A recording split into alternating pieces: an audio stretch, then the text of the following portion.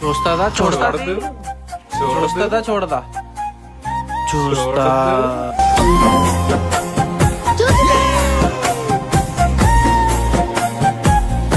నాకు తెలుసు మామ చూస్తుందని. మామ చూసింది కదరా, లాస్ట్ టైం వెళ్ళి వచ్చేద్దాం రా. పద. రే నువ్వు రావా? నేను రాను నేను వెళ్ళిపోతాను. ఆడు రాకపోతే మనం వెళ్దాం మామ. వెళ్దాం మామ. దా.